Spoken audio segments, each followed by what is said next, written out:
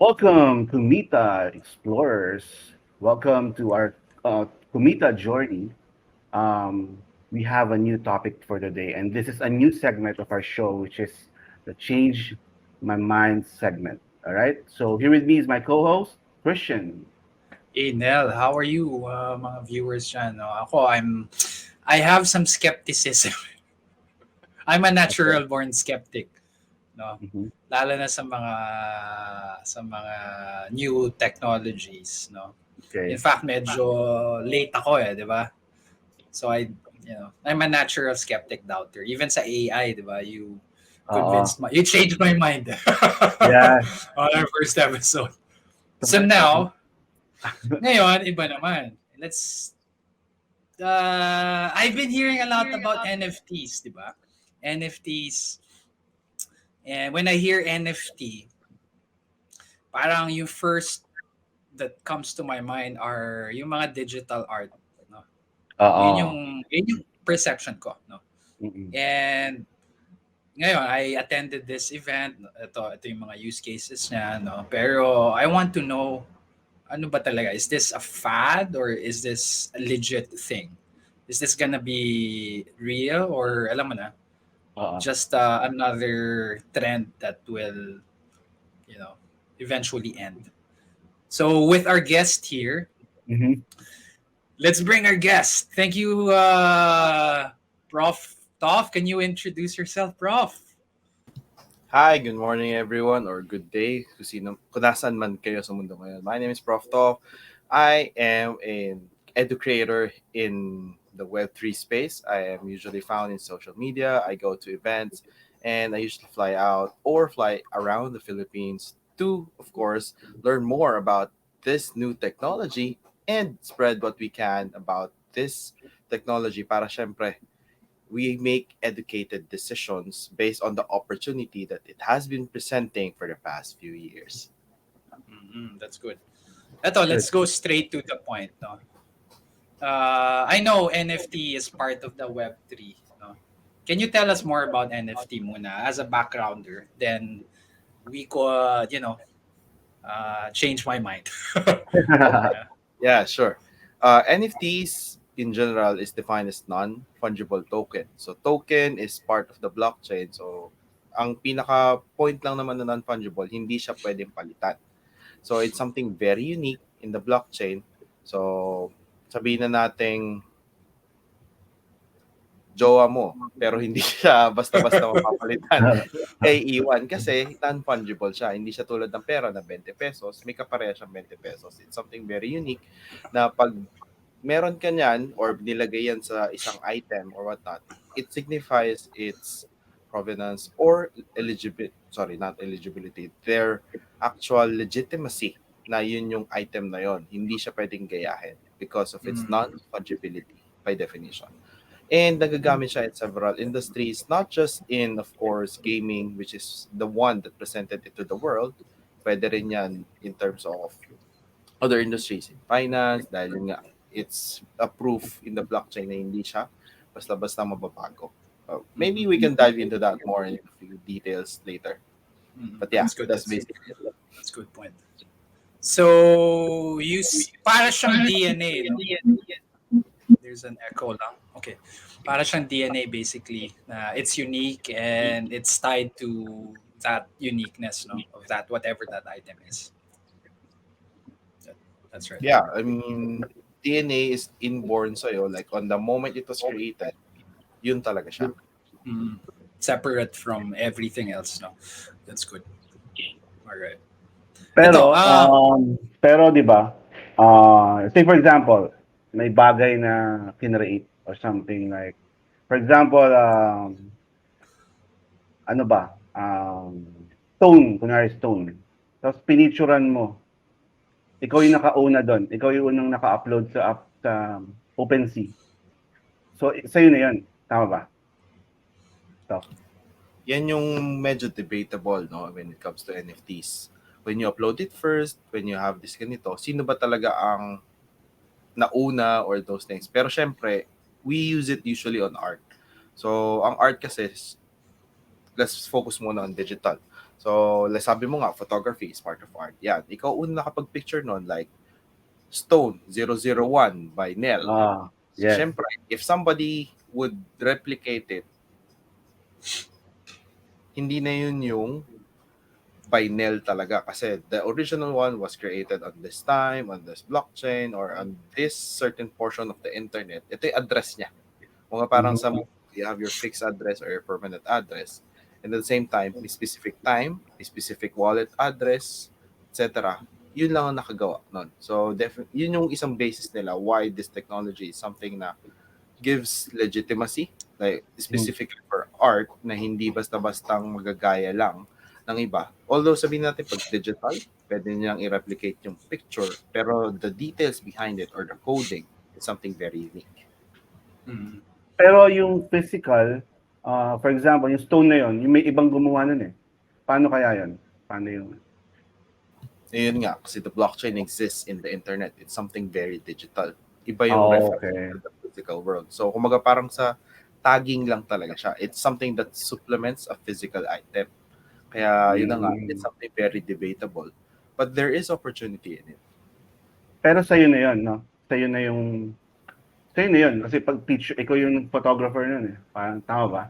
Yeah, kasi unlike the usual internet, kasi sa Web 2 or yung typical na internet na ginagamit natin ngayon sa social media, Mhm. pag in-upload mo yan on several platforms, pag sinabi ni Facebook na at tatanggalin nila yung photo na yan, like yung stone na yan, whatever it is, hindi mo masasabing sa'yo kasi syempre, you have to go through a big company for it to be seen by other people. Kaya yun, that's a part of the ownership na sinasabi nila eh. Kaya siya nagiging sa'yo kasi ikaw yung may control if you would want everyone to see it or you would want to hide it. Kumbaga, typically sa wallet natin, gusto mo ba nakikita yung laman ng wallet mo? Because there's privacy there, there's ownership there, nasa sa'yo lang talaga yung item na yun. Good Okay. question on that. Yeah. Start na tayo ng change my mind. No? Ako talaga, I'm not a big believer of NFT because number one, in terms of adoption, parang change my mind na to. uh, people like us, how can we adopt when we want copies? Diba? We want copies of things. And this would pose a risk to that. Diba? Like, instead of me downloading movies, eventually, if this becomes the norm, then it will be hard for us to get a copy of things. Kasi eventually, ganun papunta yun eh. Diba? Yung ganong klase. Am I right in assuming that will happen in the future if NFT is completely adopted? One of the things na ginawa, no, at least by current standards ng technology, it's still a work in progress. Yung tinatawag na fractionalized, no, hindi pwedeng isang item lang, like portions of the ownership, hati-hati kayo. That's one thing. Mm. Like sinabi mo kasi kanina, mahirap to get copies of something. Like ginagawa to ngayon ng GCash recently. So there's this artist na sabihin na natin, if you're an artist that may pila sa'yo na gumagawa ng artwork mo, and it takes years sa pila sa kanya. Siyempre, a person can only produce this much in a amount of time. But siyempre, if you want to share that artistry or that painting or whatnot, digital is one way to go para mas maraming may access. Kasi kung physical painting yan, like you take on average 14 days, 28 days to create one piece. So in in 1 year, 12 people lang ang nakapila doon. Eh kung 100 na yung pila mo.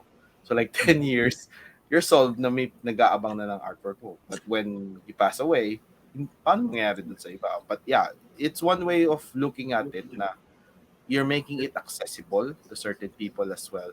Depende kasi kung who we're talking to when it comes to accessibility. Like for ownership naman, land titles, isa lang naman talaga yon. But if you're gonna divide it into people, which is usually the case, di ba? Like families or whatnot, relatives, yun siguro, it's a different story naman in programming.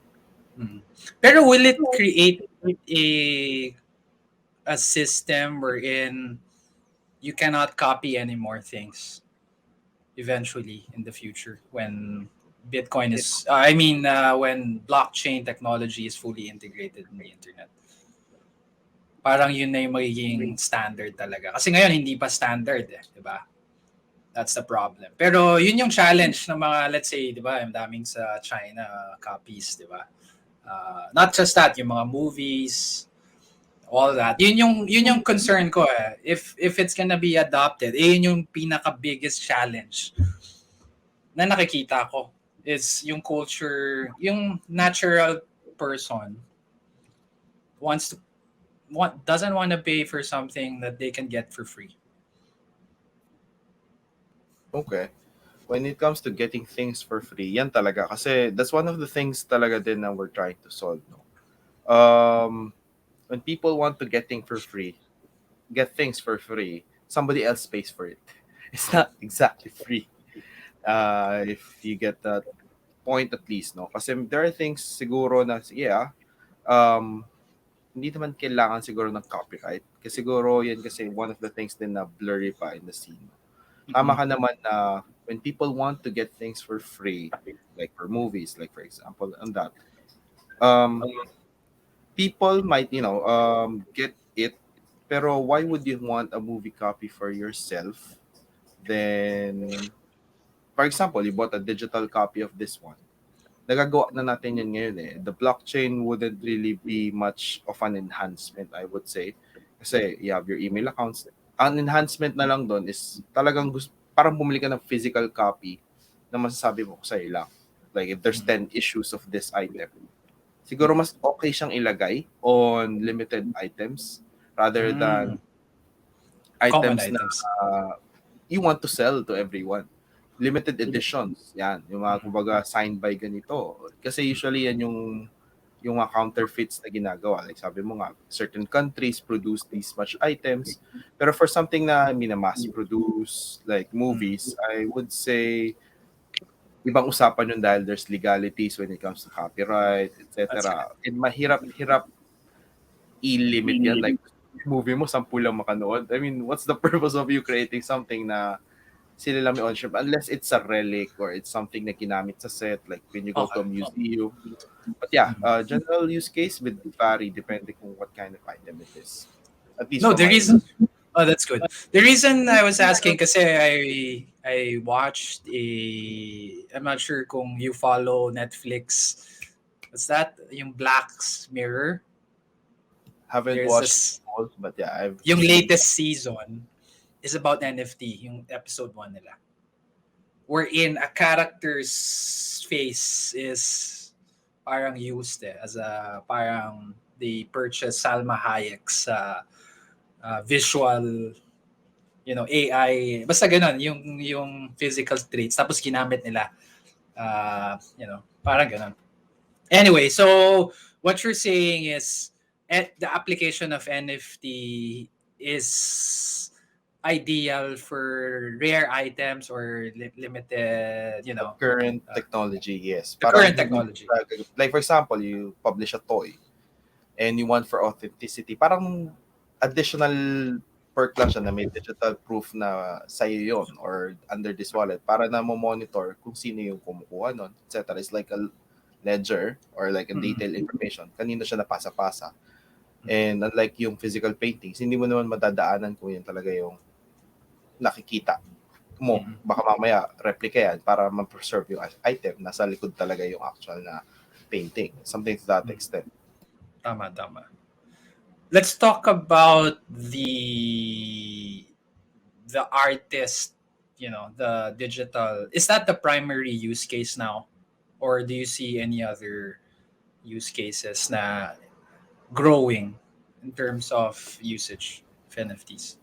One thing I am actually excited nung nakita ko yun na meron pala was in the medical field or personal data. No?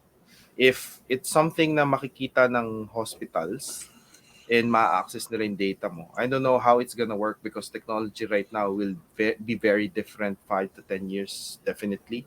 Like how the internet changed and shaped the way we do business. So imagine in the medical field, something happens to you, you have your personal data, hindi na kailangan hugutin from like or there's data that's available in the internet that's locked and secure for you.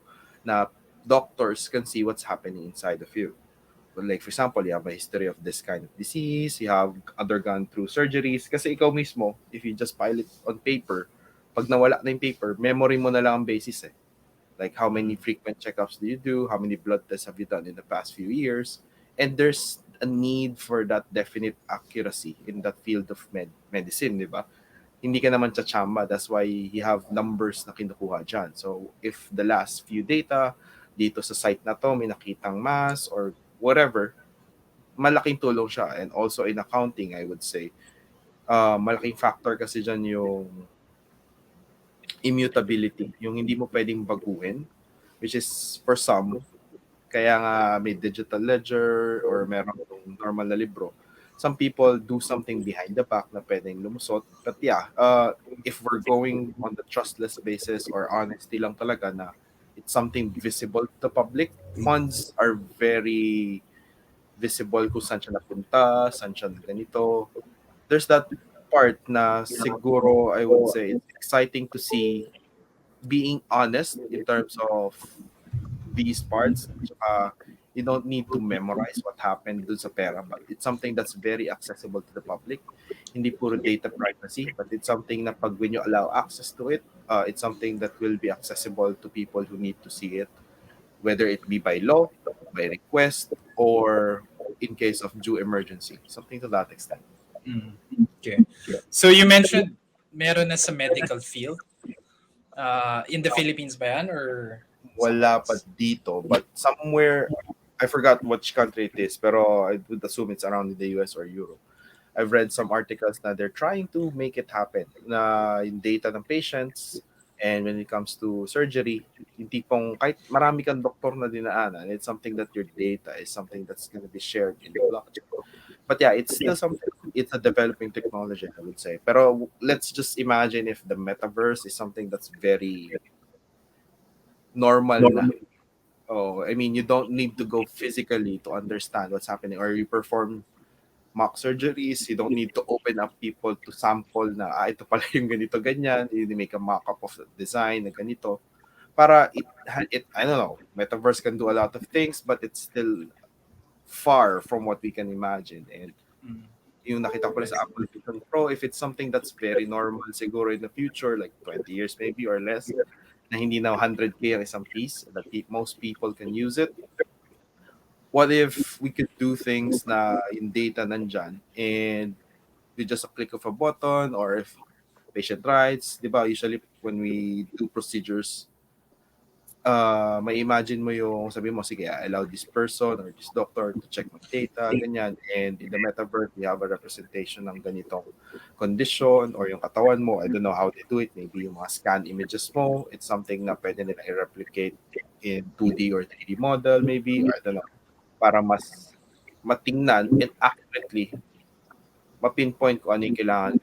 Well, it's just still something that's in the works, pero data mo rin kasi yan eh. Nobody should get access to it basta-basta as long as there's that proper trust and security information. So at least that's for me, because I came from the medical field. It's something na talagang imagine ko na because year after year, you update things yung the way you do. So hindi lang ikaw basta mag-rely sa books. Like nag-graduate ka, yung pala 2 to 5 years backlog na yung libro mo, or meron na pala going out there in the world na meron na new practices. So if it's something visible to the public, at least mas madaling ma-update, and it's not blocked by big institutions na sila lang may alam. Something to that extent na at least the world is there's that access to information na masasabi nating controlled and regulated by the people who have to own that information, which is the premise of decentralization. Okay, good. Ito I think it goes back to my earlier concern. You mentioned yung accounting, di ba? Having that one single, set of information, no? Kumbaga, consistent siya across, no? Kasi FAD for me is something na a fad is something that doesn't last. Okay, because of a lot of factors. No, it could be a lot of factors, and it goes back to what I was saying kanina. Human behavior, kasi parang yun yung magiging kalaban ng blockchain, I guess. No, people don't want that same information. Am I right in saying that? Kasi for instance, yung legal mo, what if you don't want to disclose that, diba? For insurance purposes or whatever purposes, could be discriminated, baka ma-discriminate sila for particular jobs, diba? So for me, yun yung magiging biggest obstacle ng NFT in particular here kasi sila yung magiging ganun. What are your thoughts there? Kasi if it's something very broad then talaga, like right now, I would say the to earn in segment of NFTs was something very much of a fad. For me Mhm. personally, kasi if it's sustainable, something would have been better na sana minarket at that time. So Mhm. if it's something na siguro we're testing things out and some things mas nagiging clear na, I mean, to Mhm. those in the industry because like to earn is something like business rules will apply. If you don't, kaya nothing comes for free. So for example, somebody earns out of it, somebody loses money out of it, something to Mhm. that extent. So you can't just print money out of thin air in principle. Mhm. But when you mentioned sa accounting nga, and these are information na not everyone wants to be public. Nandyan yung siguro collaboration with entities na di, kasi iba rin yung decentralization tapos may magre-regulate. So parang nandun din ulit sa kanila. So Okay. these are still principles na debatable definitely and at the same time sino ba talaga yung dapat mag-allow nito and how will people allow it? Kasi right now parang we're not in Web3. Nasa gitna din tayo, like a 2.5 Mhm. kind of thing. Parang merging of both worlds. Kasi there's not that avenue, kumbaga, let's say the metaverse is Web3. Kung talagang yun yung ending-ish nung version na to, everything goes digital. But definitely, parang imposible pa siya at this point. Like, even transport is digital. Definitely not. Ano, para ka talagang literal na nasa metaverse or Ready Player One yung vibes. Pero I don't think it's gonna come anytime soon. But when you mentioned Mhm. lang sa work, when it comes to data management, etc., it has its good points. And sabi nga nila, each blockchain has their own ups and downs. So, yun din yung concern. The blockchain, etc. Kung ano ba dito yung would benefit best for security, would benefit best on doing X activity. So, cutting it short lang, um, fad will definitely be happening every now and then until siguro merong clear-cut lines na hindi nila pwede gawin to. So, but it's part of innovation. You have to try things out, but definitely not at the cost of others or at the expense of others. Kaya innovation is very costly. Kung, for example, yung management nga natin ng greenhouse gases, about the world, ang daming gumastos doon, but have we really protected the earth from the emissions all over? So those are things na, syempre, hindi sa accounting. If you're gonna account for all, yeah, example, quantifiable data yung emissions ng every country, and it's visible to the world, so alam mo kagad i-pinpoint kung sino yung may kasalanan ng ganito karami emissions which is damaging the world. Maybe because of factories or usage of certain whatever or mining, whatnot. So there are things na siguro it will only apply to maybe sabi mo nga sa personal data or digitizing certain processes para that human interaction hindi na nagka-cause yung emotion na like they have that temptation to do something wrong kasi at least people don't have to check it twice because it's definitely a fact na hindi siya pwedeng galawin unless they're richer than the entire blockchain na pwede lang i-replicate or hack it. But yeah, it's something na kailangan pang i-narrow down, hindi in general kasi maybe some companies can use it or certain industries will only use it. So let's see how it unfolds kasi some people will not want to use it. Some will want the manual way of doing things.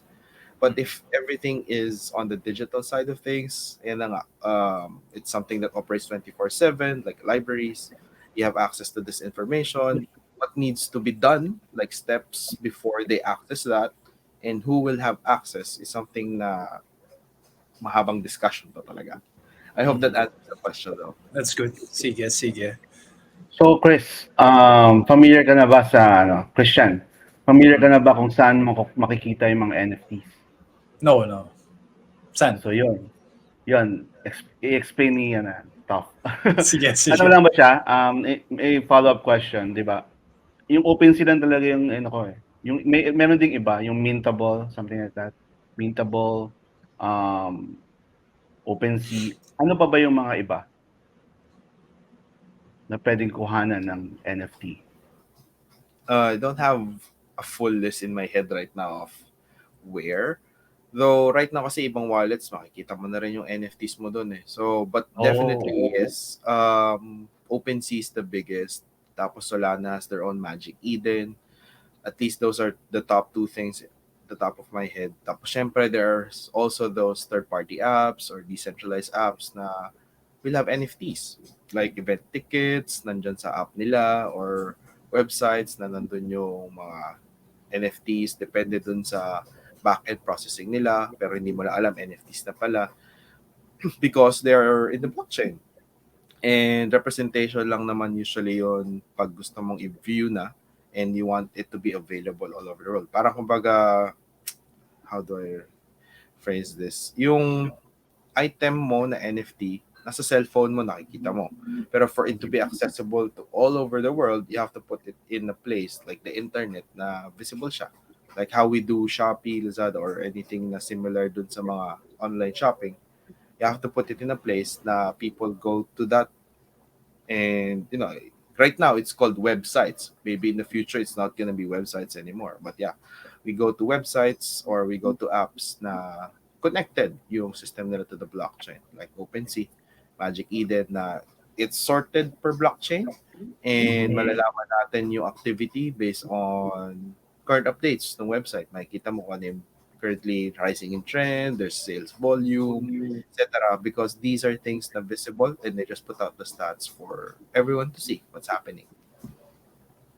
Ang nakikita ko lang, hello, ayan. Nakikita ko lang, what if, yun, nag-down si OpenSea. Question would be, what if nag-down? Anong mangyayari dun sa mga NFTs na to, or para Yeah. saan sila? Something to that. So, nakasalalay lahat kay OpenSea? Yun lang. Kasi we live in a digital world eh. That's where the infrastructure is right now, di ba? So, you are indeed correct pag the internet, nawala talaga for the entire world. Let's say nag-shut down or whatever the infrastructure is, nagkaroon ng physical damage, hindi ko pa sure kung paano, pero it's not spread to one location, which is Okay. very promising, no? Like for example, there's a US portion of the computers na mawala, pero the rest of the countries are still operating in it kasi blockchain is a string of computers operating together. So, hindi siya typically limited to that geographical location na pag yung nagka-problema doon, sira na yung buo. Unlike yung branch na to, doon ka nagtitinda, Divisoria. Pag yung Divisoria, sinara, wala ka na talagang way. But in the digital world, dati website, yan. Pero what if nga, yun nga, it's in the blockchain, tapos, pero internet pa rin tayo kumukonek basically. So, it's still how we do things. You have to have access to the internet. So, yeah, there are those, rather, limitations talaga na if you can connect to the internet or the website no longer has access to the internet, it's limited by that kasi doon yung space na nag-exist siya. Kumbaga, it's the world or the reality na nandun siya. At least on a technological standpoint. But it has its ups and downs, like what I mentioned earlier. It's not limited to one country's location kung doon man siya nabuo. But could be spread across. Okay, so I think maganda yung nandun na tayo sa direction if a website is down. Ito question ko to, and what happens, let's say, like an NFT na may wallet, di ba? A company who has a wallet wherein similar to a certain brand na bago. Startup companies usually do that, di ba? And 90% of startups fail, di ba? Does the one that tokenize, like say, yung nag-create ng token, bumaksak yung company na yon, what happens to the tokens it created? Right now, I'm not 100% sure, but from what I got from NFTs, naiiwan pa rin naman siya in the blockchain. So if the blockchain would still exist, let's just say yung an Ethereum, for example, no, which is I would say the most prominent one, na malabo-labo pa at this point na mawala compared to all else.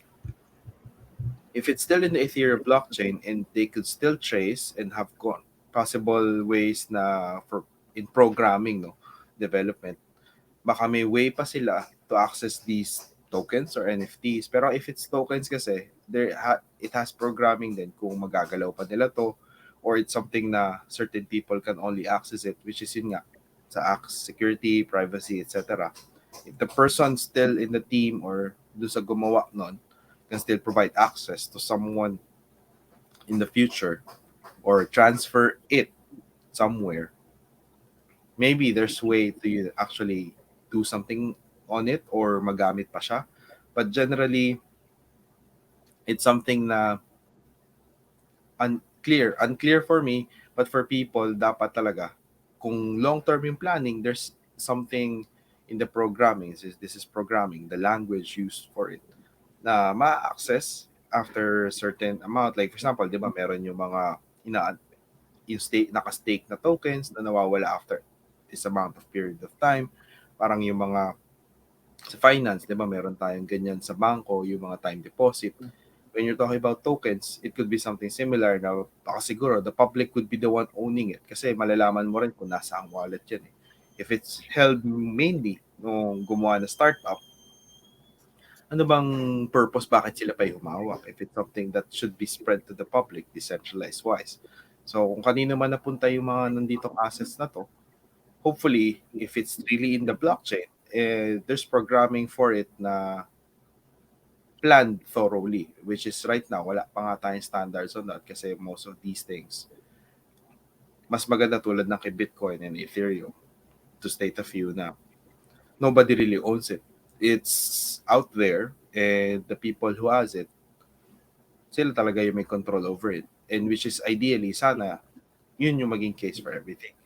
But we can control, syempre baka may difference dun sa mismo mga ideas ng mga people who created it. This is technology. People created it. They have different intention for creating these type of things. So we can't really say if long-term ba talaga nila to inaano or it's something na they just wanted to copy out of something, rename it to something, but it's not. They don't go for the long-term play. Good. Ito, let's switch perspective. The biggest challenge of NFTs kasi is, I'm sure you've heard about this, yung energy consumption, diba?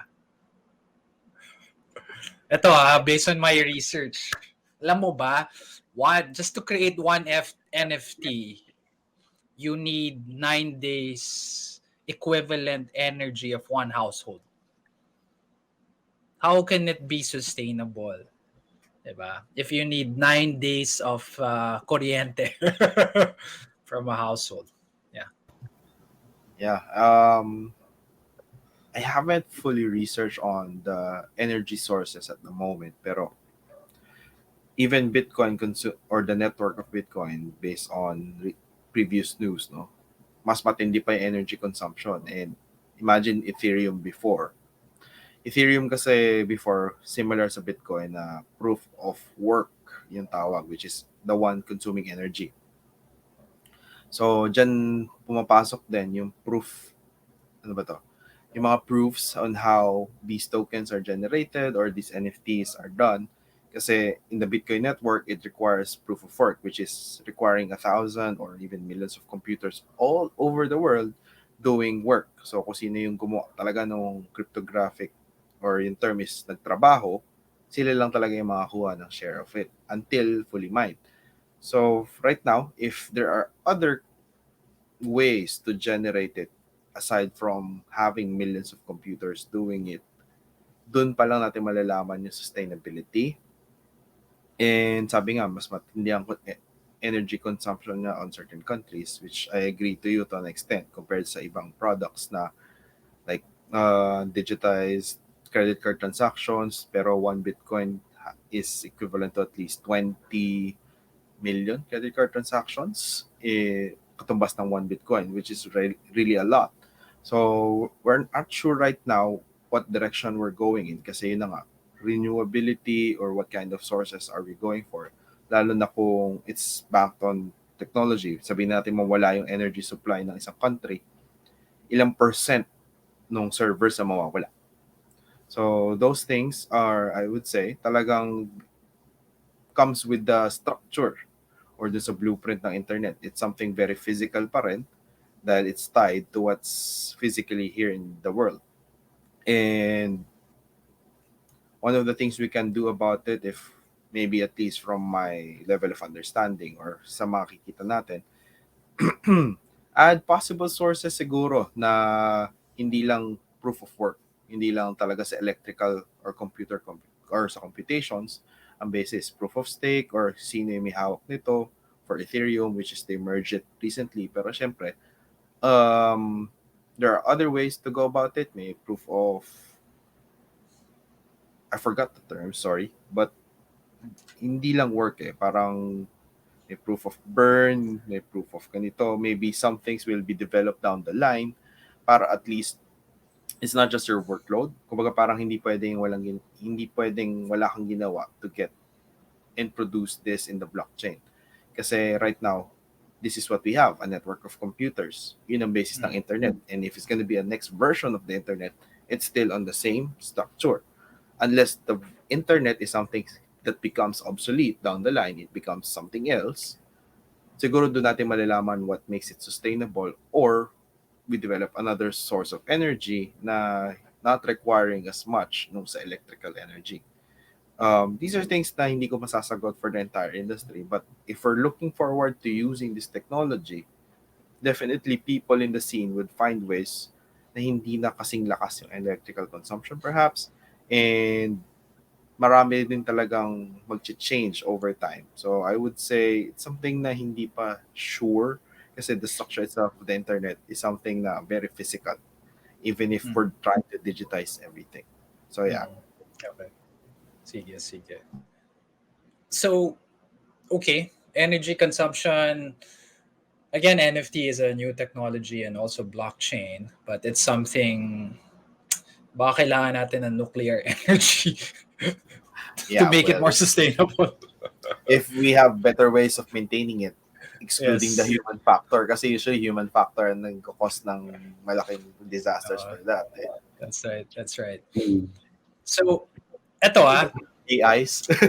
art, yung art industry, music industry. Ano? So, for the art industry, is it a big use case ngayon? Like, do you see that growing or other use case? Kasi may mga exciting use cases like yung sa real estate and yung mga other records. But for art and let's say music, do you see that flourishing? For art itself, it would highly depend, no, who is actually supporting the art that will be coming in the future. Kasi for me, art is subjective pa rin naman, like people say it is. So, who would buy subjectively, no, yung designs na ganito itsura, and then dati profile pictures, PFP arts. From that point forward, what would it translate to? Ngayon, they're trying actual paintings or actual works to become digitized, or it's part of that process na gusto lang nila talaga to reach more people, for these artists to make more avenues to earn and to share their works to the world. So depending on the people in the industry, that's one. And number two, you mentioned about, sorry, what's the other one again? You mentioned the art and the other one? Music. Music. Okay. For music, I wouldn't say it's not promising, but it's still something in the work. So, kasi ngayon, from what I gathered, NFT music can change the way music is enjoyed by everyone. Masyado kang blocked by centralized bodies or companies to actually put your music out there. Sabihin natin, pero yun kasi art pa rin to eh. It's something na talaga Art pala. regulated pa rin who is copying who or sino yung talagang legitimate na composers or whatnot. But then it's something na talagang kailangan din pag-isipan nung gagawa. Pero it would definitely add something to the space na I'm not saying equalizing the playing field, but it gives more avenues for people na hindi kayang makuha ng record labels or big companies to actually produce their music. Maybe indie artists na gusto nilang ipakita na meron silang fan base at meron tao na nakikinabang sa music nila. And using it in social media right now kasi, paano ba yung track? I'm not sure if this is how it goes, no? Kasi I'm not much into music as much as my friends, but if you want to make money out of music or make a living out of it, which is hence why you would go NFT music, definitely. You want to reach your audience. So let's say you go through the internet, you become famous for your songs, or for mashups, for whatnot, but or you make your own version of the songs. Pero your originality, etc., or sarili mo makanta, makikita ka ng big company, then dun sila mag-ano, magpuput ito man like how K-pop is made. They find talent, people produce the music, people should buy into these talents. So it's something that definitely has to have its own system then hindi lang yung about their own managers or talent managers na magpo-produce ng music, whatever schedule they are on para continuous yung flow. But if it's something that just to claim that you own this type of music, maraming dadaanan yan because it has to go through legalities. So it's not something entirely digital. And people in the scene na talagang maalam on both the legal side and the music side kasi yan yung tipong you have to check note per note kung ano talaga yung tama. But it would definitely give you guys an edge na hindi ka pwedeng ma-block. Like what happened to Taylor Swift, I think. Yung minention doon na she released a Taylor Swift version para hindi block nung mismong record label company ba yun yung term doon? I'm not so sure. Yung way niya to actually sell her music. Gets niya? Parang hindi siya rights ng company na ibenta. It's you as a person na or the artist ang pwede. Which is something na siguro nag-change naman na rin through the years. And for those na hindi naintindihan yun, you need to know more about it na music ko to, ako gumawa nito. Bakit ibang tao yung kumikita dito? So maybe that to that extent, dun iikot. Dapat si artist na empower and mas lalong gagana, lalo na dito sa Philippines na marami talagang singers. Parang every party may karaoke lagi or maraming gusto mag-karaoke. So what if the next generation has this opportunity na when they find talent, they don't need to go through a celebrity, a talk show. They can just do it for themselves. They can record themselves and, produce something out of it. Or kung hindi mo sila ma-discover, at least it's something that's theirs. Kasi which is the decentralized way of doing things. They have full control, dapat, or they have ownership over their musical piece or their artworks. And lalo for music, hindi naman ang music translating into air lang eh. You record it into something physical or digital. So having it protected, maybe through using the blockchain or as NFTs, would definitely help para yung fans mo rin, nakikita mo rin kung sino yung nagpo-purchase, and you can reward these fans. You can get connected to these people outright as compared to the internet na parang you have to get through this platform para lang makakonect dun sa talagang kumukuha or tumatangkilik sa music. So, Paano pala yung setup niyan? For example, meron kang music, 'di ba? Naka-upload sa um what do you call that? Yung OpenSea. So, pag may bumili nun, 'di ba nag-set ka ng price, for example, 1 ETH for that particular song. So, ilan yung puwedeng maging owner nun? Maghahati-hati ba sila nun? Paano yung setup nun? I can't say for now kasi syempre like most art, pwedeng i-fractionalize. Pero if it's just one piece talaga of the music or it's several copies of that music label or whatnot, kung ilan yung ilalagay nila.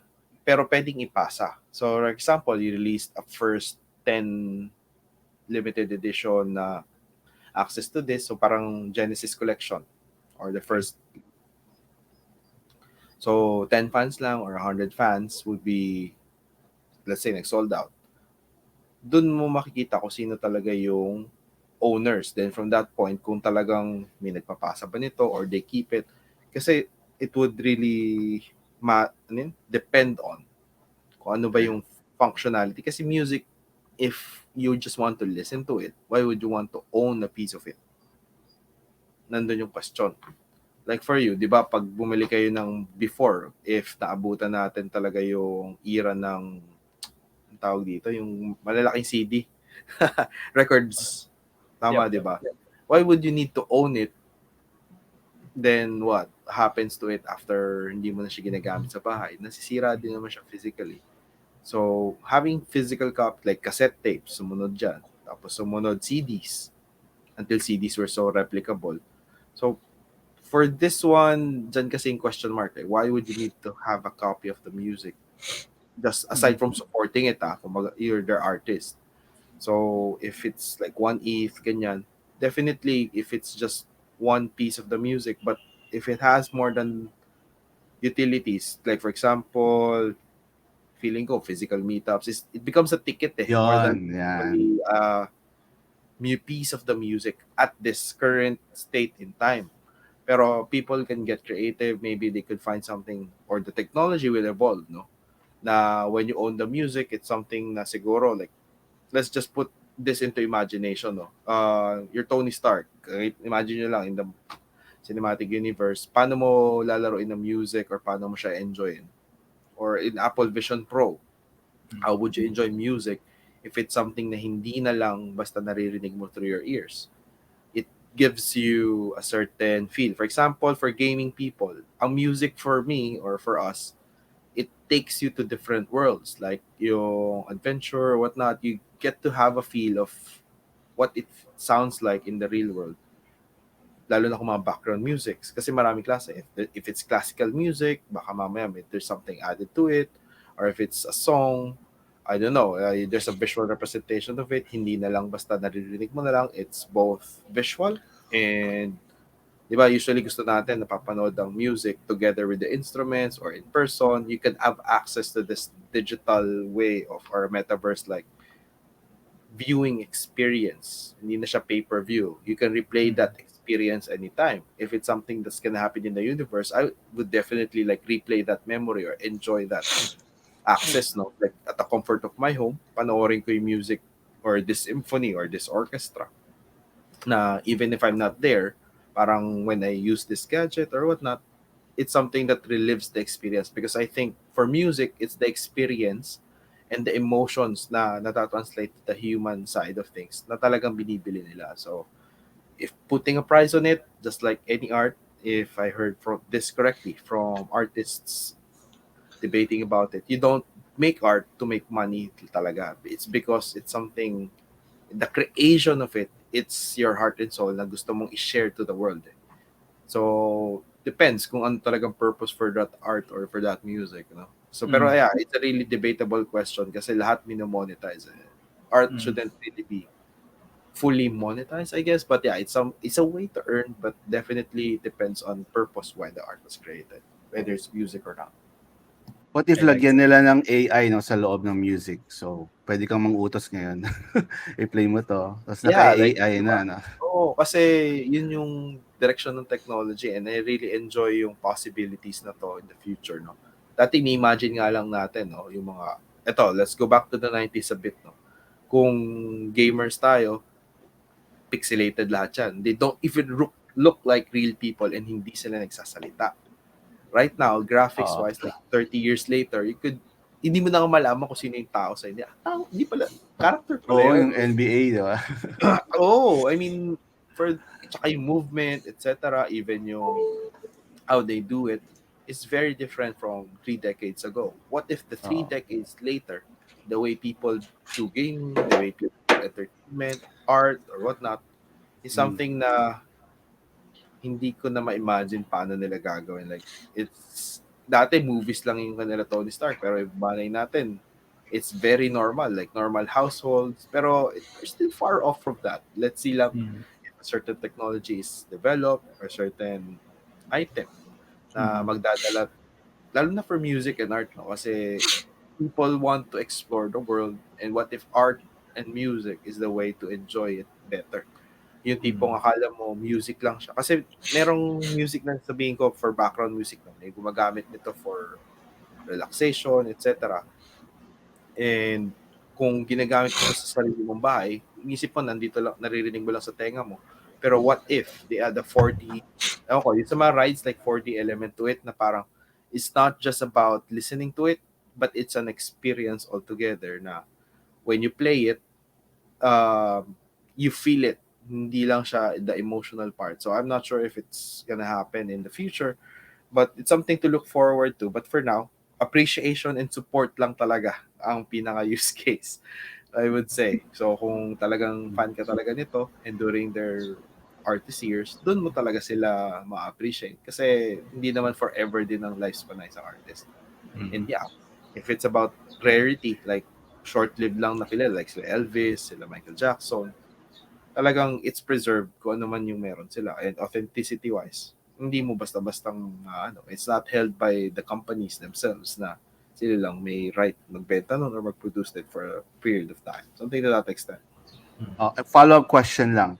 Para sa'yo, good move ba, good, as an artist, for example, if you're an artist, a music artist, good move ba na mag-NFT ka na lang kaysa magdumaan ka pa sa mga record label, yung mga sikat na record label?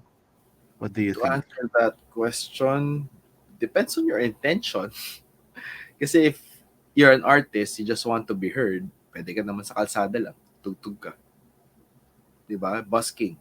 If you really want world, pwede mag YouTube ka. If merong makakita ng music mo, okay. But if you want to live with your music, I mean, kumita using your music, Yeah. it would highly depend on how fast you want it. For now, kasi wala pang clear-cut lines when it comes to NFT music. So Wala it's pa, no? still a work in progress. So I would suggest go with something na hindi mo i-regret. Kasi for example, if tama yung memory ko, no, K-pop tayo mag-base or dun sa mga kilalang artists ngayon. They, as early as teenage years nila, they're contracted for 5 or 10 years. So they're paying off that debt. Like 10 years ka mag-work sa nila or minimum 5 years. So imagine mo lang yung pressure sa kanila na yes, papupunta nga sa mga world tour, lahat, ganyan, ganyan. Pero pag hindi ka naging hit within that, baon ka sa utang. Or you have to work for them. Which is, would you really, ito, for gamers to, naging streamers, do you still enjoy the game you're playing if it's work? Something to that extent in music eh. Would you guys agree? Kaya, when we're debating on it, ano bang purpose mo? Kita ba talaga or you do it out of pure passion talaga? So if you really want to make it work, you have to be creative about it. Marami ng ways right now with the internet. And NFTs wise, it's just one. Why not try everything? Tama. You can't really start with one. Okay, here are my thoughts. Maganda yung direction ngayon, no? In terms of saan ka, either NFT or diversify mo, no? Try to choose. Kasi yung value naman ng record labels, they're building a brand for you, eh, di ba? They're marketing you. So it's a service. It's not just, ikaw bahala, di ba? Even the way yung mga K-pop talagang yung itsura nila, makeup nila, lahat, pati training, kasama yan, eh, di ba? So they're building a product. Yun yung challenge naman ng if you do it on your own, di ba? ba? Which leads me to my next question, no? Ako, I'm a little convinced sa NFT applications sa ibang use cases. Pero pag ako, I'm still skeptical when it comes to art. Anong ibang cases? Yung use cases like Use cases eh. yung use cases for like supply chain, 'di ba? Okay. Yung authentic yung mga records, 'di ba? I think that will be important, no? Pero pag sa digital, parang siya yung hindi ko pa rin makuha. When you look at economics kasi, 'di ba? Economic principles, if there's so much supply, the value will diminish, 'di ba? Bababa. So, if you have so much supply of content, just like in YouTube ngayon, sumobra daming content, bumababa na yung revenue ng mga tao ngayon, di ba? So that's why you have to be creative in monetizing yourself. It's you can't rely on yung mga YouTubers ngayon, no? They can't rely on advertising. So it will create that, no? Parang ano siya, yung economic principles are universal. Diba? You cannot change that. And NFT creates that, no? When it comes to art, no? So it could be music. There will be so much supply of music because everybody can do it. It's democratized na, diba? Democratized. And then, mawawalan din siya ng value. Diba? So yun yung challenge ko when it comes to art. Pero yung other use cases for business, ayun, I think that will fly. What are your thoughts there? Tama ba tayo or mali? Yeah, I mean, I heard this naman talaga. Web 2 or Web 3 ka, business rules will apply. Yan, sabi mo, economics will definitely apply pa rin yan. Human behavior yan. Pag sobrang dami yan, why would I need to buy it? So, weird lang kahit sa sibuyas nangyari yun. De joke lang.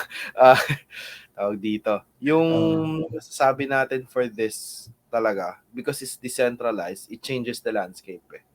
Maybe, sometime in the future, hopefully, it changes the way we do things then. Hindi na siya bastang anyone can just produce maybe, or I'm not sure how it will work. Yun nga kasi kung lahat kaya, why would anyone do it? Or, it gives us that future na you're not locked to one career, but people have more choices in life. Like right now, typical na progression ng tao. No? You go to school, or you don't finish school, and you do business, or you do become part of a company or a business. But now, making your living through ganitong mga platforms, nagkaroon nga tayo ng branching out. Meron naging YouTubers, meron naging vloggers, meron naging sariling studio nila. So, there are other revenue streams coming in from being these independent people na in the internet. So, what if in the next few years, yes, pwedeng dumami suppliers, but ang may iwan at may iwan pa rin naman talaga are those people, the best of the best, I guess. But for those talaga, there's only limited people who can support a certain artist. Like, hindi naman buong mundo will support a Filipino artist because not everyone relates to that artist. It's still something subjective. And it just gives you more choices, like how the internet opened up opportunities for everyone. And for art talaga, I would say work in progress kasi not everyone will enjoy PFP art, ganitong art lang. And art for some, sabi nga nung isang nakinig do sa debate, no? The art should be something that should be felt. Like, I'm not supposed to say this word, pero so I'll just find something else. Like an experience when you are intimate with someone. Art is like that. Ganun daw ang feeling niya doon. So art is not something you just look at. So the experience that art takes you is something na very unique.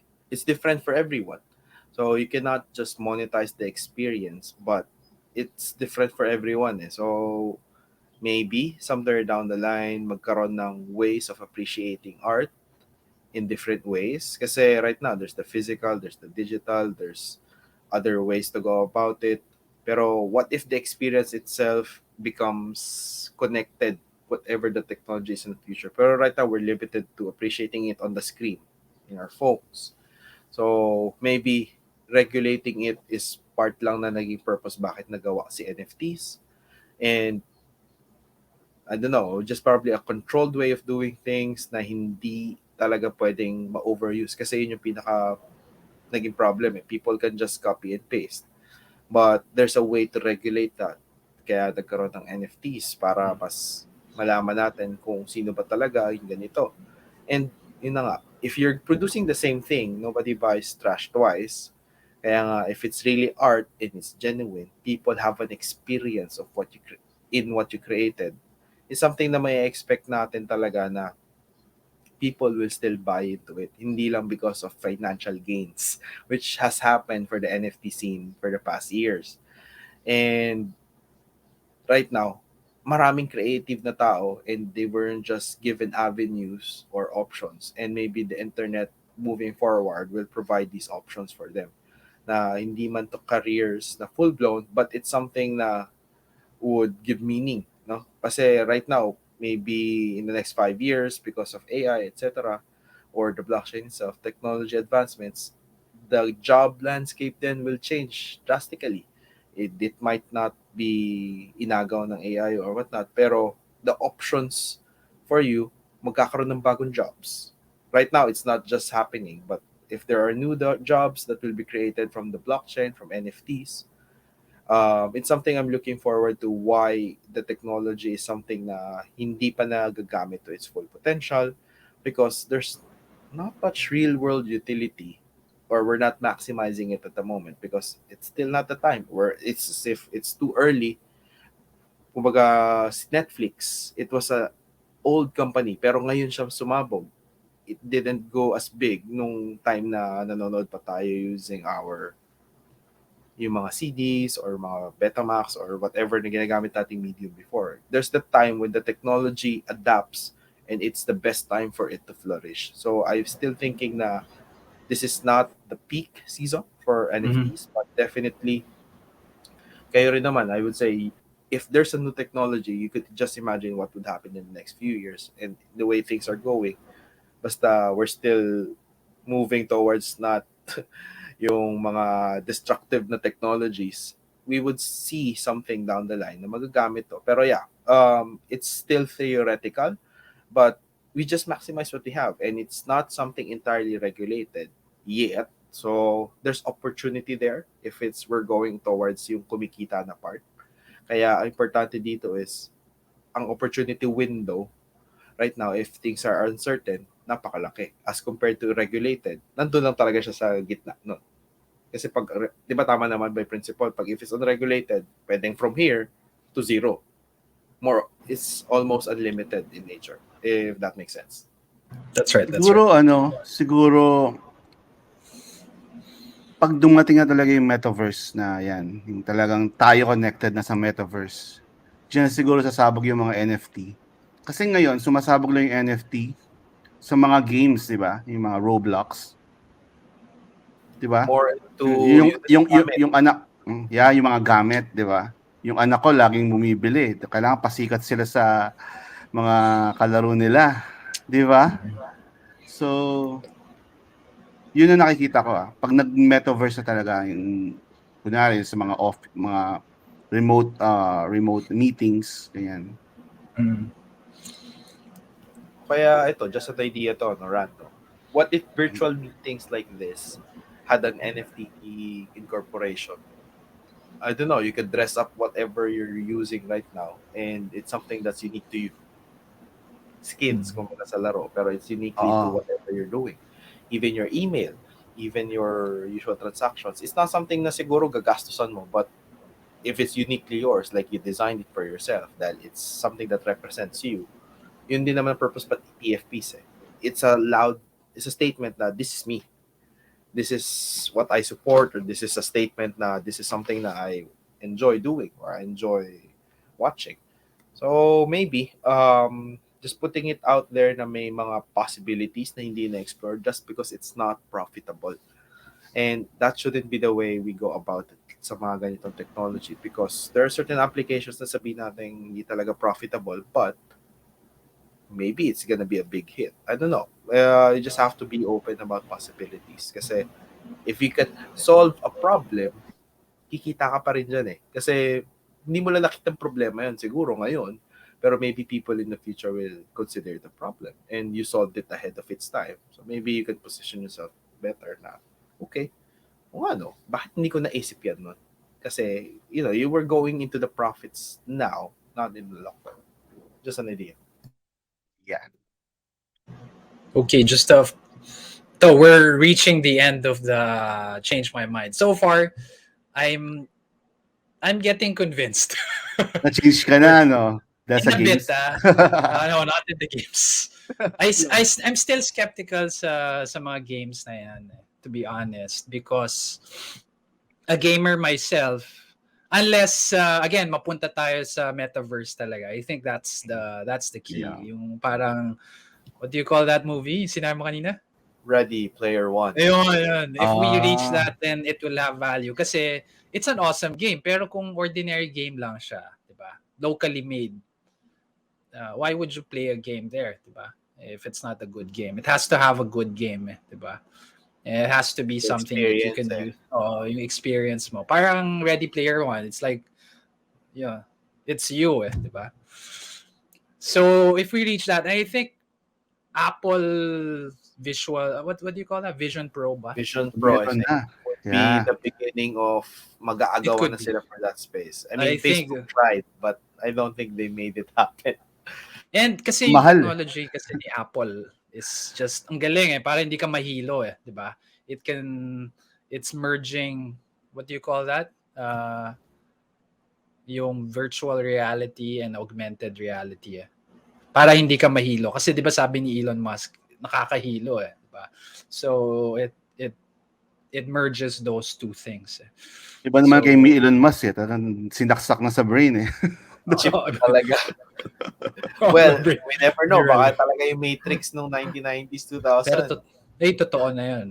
Hindi, kasi ang galing ng strategy ni Elon Musk. Sabi niya, he used Neuralink to cure certain brain diseases. Diba? So yun Oo, ang man. game niya muna para mas madali Okay, yung para ma-consume mo. Oo, tapos eventually, Para ano, lahat may nakasuot Magiging na normal. gano'n. Eh di madali parang na ano lahat. yan. madali na. Parang clickbait niya yun eh. Clickbait niya. Okay, eto. I think we're reaching the end.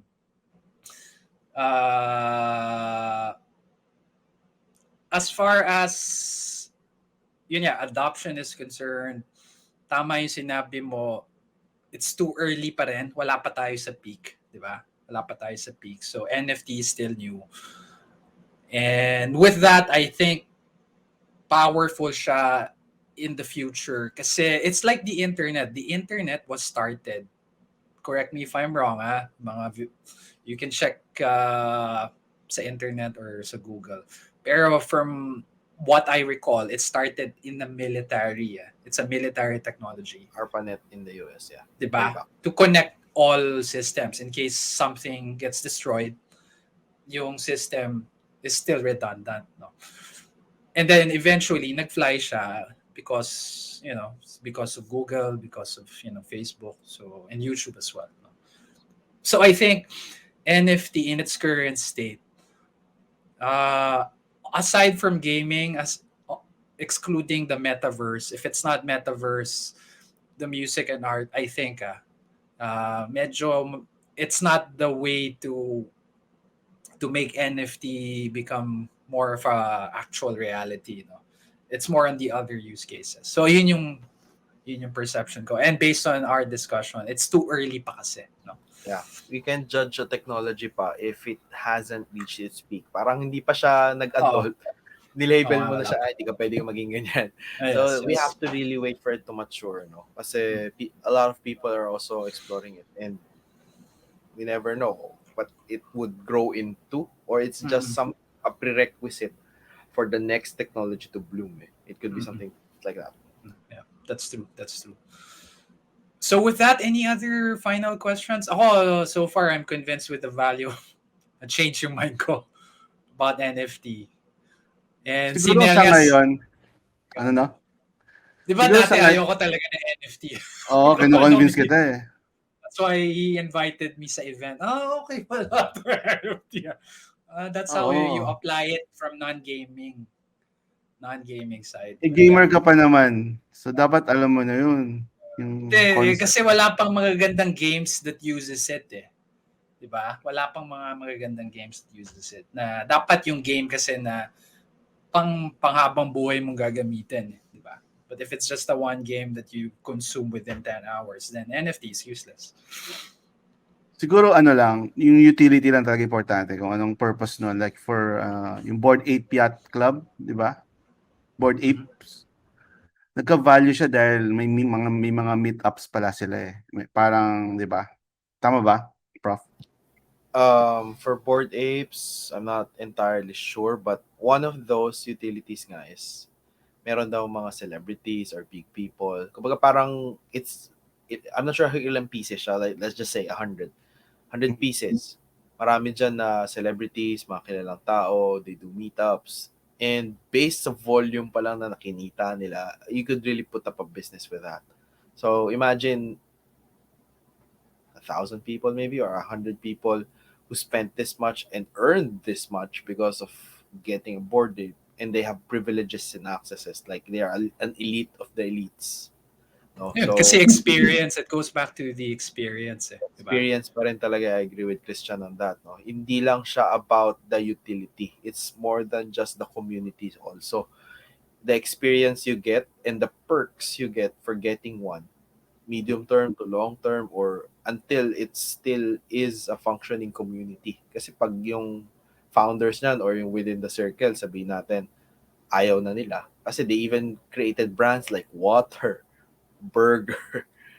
So may mga products nila na that branched out from the Bored Ape Yacht Club franchise, like Bored and Hungry. I'm not Bored Water, I think, is one. But yeah, if people are still earning from that, kasi real world items pa rin yung kapalit eh. It's not just the PFPs eh. And I would say it's a different way of accumulating funds to create a business. Kasi, di ba, most people yung GoFundMe, ganyan.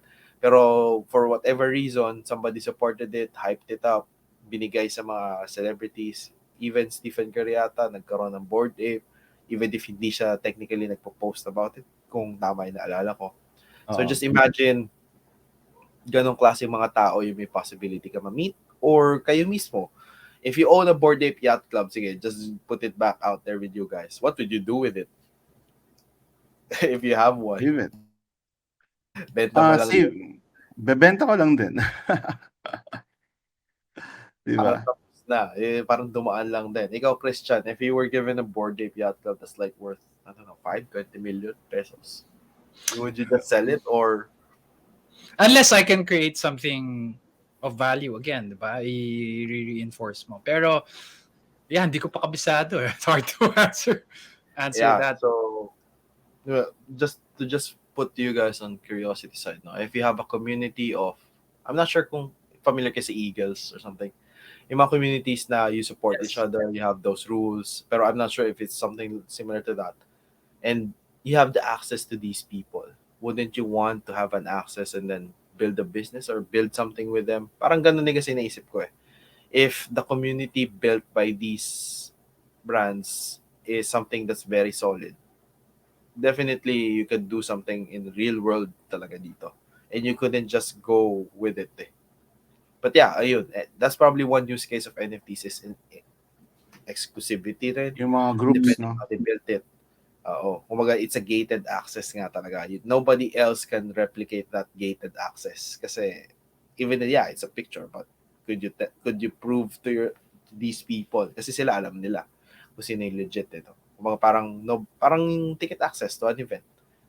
Most people can say, maybe nabili silang ticket, pero when they ask to present it, when verified accordingly, hindi sila makakapasok doon. So basically, yan talaga yung selling point for now eh. It's something they know, it's a language they understand, and maybe sometime down the line, if it becomes normal lingo, NFT. Kasi dati internet nga, it's not normal lingo. Email was not. So maybe, sometime in the future, pag pinag-usapan natin, ay kayo, ano bang tingin yung personally, if kita lang talaga for NFTs or it's something definitely parang ID na lang siya? Valuable. Collectible. Ayun, di ba collectibles, you collect a lot of stuff when you were gamers. What did you collect ba, Christian or Nell? Is to, ano, di ba? When you were younger. Voltes 5. All this Wala na. Lego. Ah. Yeah, how about you? Wala eh. Lego siguro. Mga ganyan. Lego. Oh, yeah, na. I Ah. also had Lego Card. for. Pero why Diba? would you own say you own a Lego na limited edition? Wala. Meron sila mga limited designs, but yeah, it's That's something true. na you built from iba-iba eh. Hindi siya just because of one figure. So maybe I don't know, something down the line. Kung ano yung community, Lego communities na buo, pet owners na buo. So maraming possibilities down the line with this talaga na expanding your business ideas. Hindi pa nag-exist yung problem, Hindi pa. but you Ano. go out of it. Medyo, Like, medyo nakikita ko lang challenge sa mga Pilipino ngayon. Nahirapan sila at di nila alam kung paano magkaroon ng NFT. Ganun. Yung parang saan magda-download. Yun pa yung medyo nakikita kong kulang. Yung medyo challenging ngayon sa mga Pilipino. Do you true. agree? And hindi rin naman natin matukoy where to go unless you're educated in the space. Kasi wala namang course on this eh. Like YouTube lang din naman mostly or you go to events eh. And agreed, dapat it becomes something na normal na lang. Like Gcash wasn't normal way back 4 years ago, I guess. Hindi siya Yeah. sobrang normal. So what if an event made it no choice kayo? Nagagamitin nyo talaga to. Oo nga. Yeah. Yeah, So, ano yan? eventually that Mm. Another eventually business that idea yan. Di ba? Oo, Chris? yes, yes. Oh, eventually mga Pinoys will learn how to use it. Pero ngayon nasa awareness stage pa lang tayo talaga, no. So, with that, ikaw last na lang, no. Ano yung most excited ka about the NFT technology for the Philippines? For the Philippines lang, locally talaga. Oh, yes. Well, sige, ikaw, world. So, world. Well, sige, let's go local para support local. Oh, yes. I mean, I'm not sure about the entire landscape ng Philippines, no? Pero pinaka talaga for me ang importance ng NFTs or the blockchain technology itself is data, the security and privacy of people. Kasi ang daming nakikinabang dito.